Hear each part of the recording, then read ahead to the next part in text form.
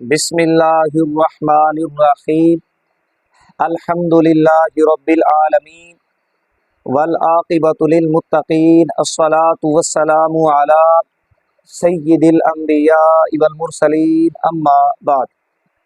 سامعین و ناظرین، آج 3 تاریخ منگل کو مولوی ساجد خان صاحب کوڈو کی ایک آڈیو ریکارڈنگ ہمارے سامنے آئی ہے جو کوڈو صاحب کے چینل پر اپلوڈ ہوئی ہے۔ ضروری سمجھا کہ کوڈو صاحب کی اس پلانڈڈ آڈیو پر فقیر اپنا تبصرہ پیش کرے۔ سامعین و ناظرین، ساجد خان صاحب کوڈو ایک عرصہ سے مختلف قسم کی حرکتیں شرارتیں کرتے چلے آ رہے ہیں۔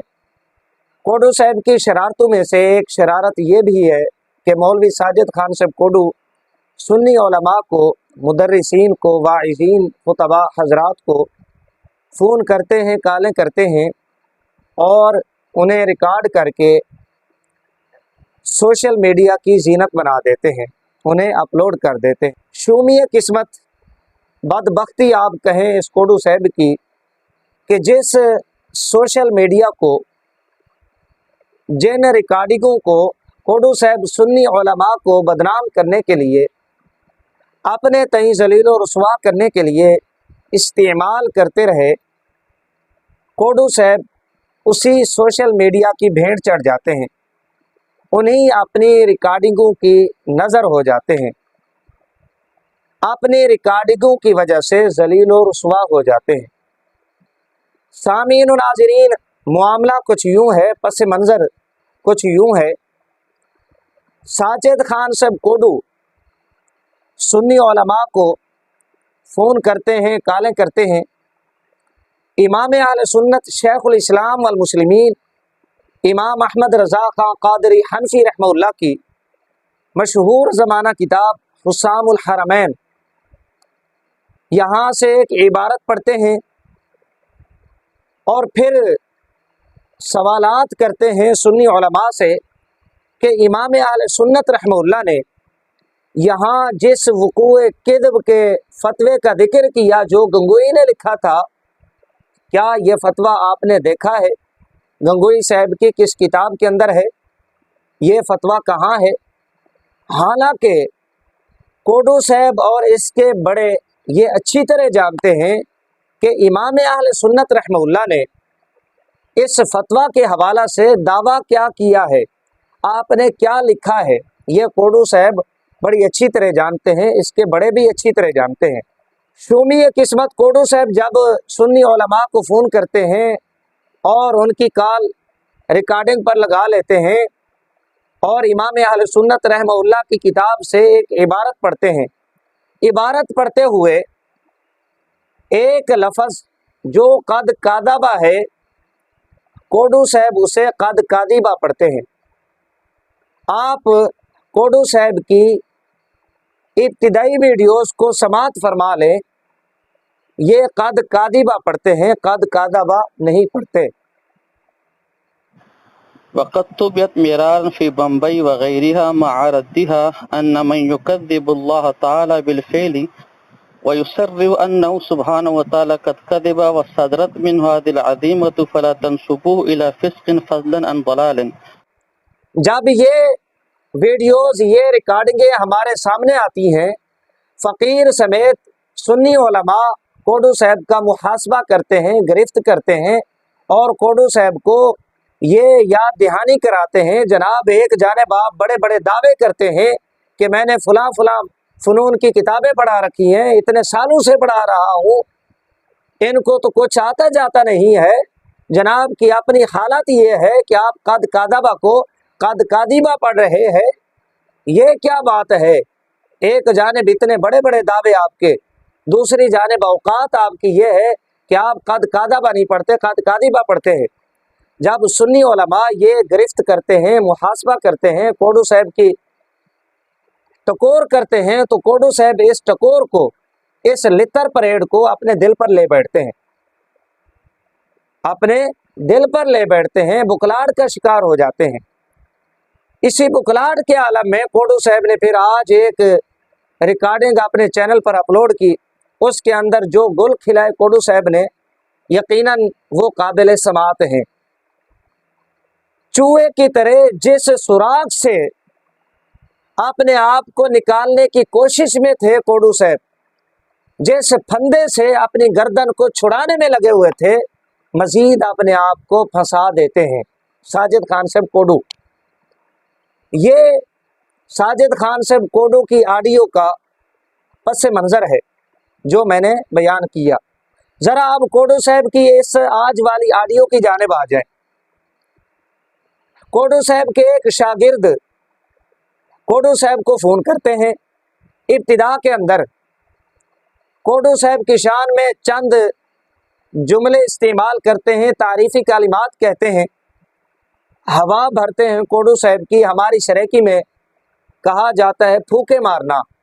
ساجد خان صاحب کوڈو کو پھوکے مارتے ہیں۔ اس کے بعد کیا ہوتا ہے، کوڈو صاحب کی تقریر شروع ہو جاتی ہے۔ 5-7 منٹ کوڈو صاحب اپنی تقریر جھاڑتے ہیں، اپنی صفائی دینے کی کوشش کرتے ہیں، اور پھر آخر میں جا کے کوڈو صاحب اس سائل سے، اپنے شاگرد بیچارے سے احوال پوچھتے ہیں۔ یہاں سے آپ اندازہ لگا لیں کہ ساجد خان صاحب کوڈو کس طرح بکلاہٹ کا شکار ہیں، اور یہ آڈیو ریکارڈنگ ایک مکمل پلانڈ آڈیو ریکارڈنگ ہے۔ عزیزان گرامی، جو حضرات ساجد خان صاحب کوڈو کی ویڈیوز کو سنتے رہتے ہیں، جو اس نمونے کی آڈیوز کو سماعت کرتے رہتے ہیں، وہ اس کے دو پیچ، اس کے مکر و فریب سے اچھی طرح واقف ہیں کہ کس طرح یہ بے وقوف بنانے کی کوشش کرتا ہے، دیوبندیوں کو جھوٹی تسلیاں دینے کی کوشش کرتا ہے۔ ساجد خان صاحب کوڈو ابتدا میں یہ کہتے ہیں کہ میں نے قد کاذبہ سے پہلے جو عبارت پڑھی ہے اس میں تو کوئی غلطی ان کو نظر نہیں آئی، حالانکہ یہ بڑی مشکل عبارت ہے، بڑی پیچیدہ عبارت ہے۔ اول تو دیکھو کہ جو پچھلی والی عبارت ہے وہ اس ایک لفظ سے زیادہ پیچیدہ ہے، زیادہ مشکل ہے۔ اگر عبارت میں غلطی ہوتی یا غلطی کرنی تھی تو پچھلی والی عبارت میں غلطی کیوں نہیں کی، پچھلی والی عبارت کیوں ٹھیک پڑی؟ ان جملوں کا کیا مقصد ہے؟ کوڈو صاحب ان جملوں میں یہ کہنا چاہتے ہیں کہ قد کاذبہ میں نے ہوش و حواس میں پڑھا ہے، یہ قد کاذبہ میں نے جان بوجھ کر پڑھا ہے۔ اب یہاں پر ایک اعتبار سے جہاں کوڈو صاحب اپنی فنکاری سے اپنے آپ کو آگے جا کر بچانے کی کوشش کرتے ہیں، وہیں ابتدا کے اندر ہی یہ تسلیم کر بیٹھے کہ یہ ہوش و حواس کے اندر کوڈو صاحب نے قد کاذبہ پڑھا ہے۔ یہ اب اس کی چلاکی کیا ہے، اس کی مکاری کیا ہے، دو نمبری کیا ہے، فنکاری اس کی کیا ہے؟ یہ جو اس نے تمہید باندھی ہے کہ میں نے قد کاذبہ سے پہلے جو مشکل عبارت تھی وہاں پر تو کوئی غلطی نہیں ہے، اب اس کی یہ تمہید کا مقصد کیا ہے؟ جناب یہ کہتے ہیں آگے کہ میں نے اپنی بعض آڈیوز میں قد کاذبہ کی بجائے کاذبہ بھی پڑھا ہے، بعض میں قد کاذبہ یہ بھی پڑھا ہے اور قد کاذبہ یہ بھی پڑھا ہے۔ اور بعض آڈیوز میں تو آپ سنیں گے کہ میں نے کاذبہ بھی پڑھا ہے، کاذبہ بھی پڑھا ہے، دونوں، یعنی ضرب یضرب سے بھی ہو سکتا ہے، کاذبہ سامیہ سے بھی پڑھا ہے۔ اتنا بڑا جھوٹا، اتنا بڑا مکار آدمی، آپ اس مکار، اس فنکار کی تمام سابقہ آڈیوز کو سنیں۔ یہ کل والی آڈیو کے علاوہ وہ چاہے مولانا خضر الاسلام نقشبندی صاحب کے ساتھ گفتگو ہو، یا مفتی شوکت سیالوی صاحب کے ساتھ ہو، یا مولانا مفتی حسن علی رضوی صاحب کے ساتھ ہو، یا مولانا مفتی غلام مصطفیٰ نوری صاحب کے ساتھ اس کی ریکارڈنگ ہو، آپ یہ تمام ریکارڈنگ سن لیں، ان تمام کے اندر جناب قد کاذبہ پڑھتے ہیں۔ یہ اس بندے کی مکاری ہے کہ میں نے بعض جگہ قد کاذبہ پڑھا ہے اور بعض جگہ قد کاذبہ پڑھا ہے، اور یہ بھی جہاں پر قد کاذبہ یا قد کاذبہ کے جملے ہیں، یہ ہماری ٹکور کے بعد، ہماری گرفت کے بعد جناب نے یہ آڈیو اپلوڈ کی ہے۔ اس کا واضح مطلب یہ ہے کہ جناب ہماری گرفت کو اپنے دل پر لے بیٹھے ہیں، اس لیے جناب نے یہ دو کھیلا، مکاری سے کام لیا، کس بیانی دھوکے بازی سے کام لیا، قد کاذبہ یا قد کاذبہ۔ یہ ریکارڈنگ آپ کی کل اپلوڈ ہوئی ہے، اس کے علاوہ جتنی بھی آڈیوز ہیں ان تمام کے اندر جناب کوڈو صاحب آپ قد کادیبہ پڑھتے ہیں. اتنے بڑے جھوٹے آدمی یار.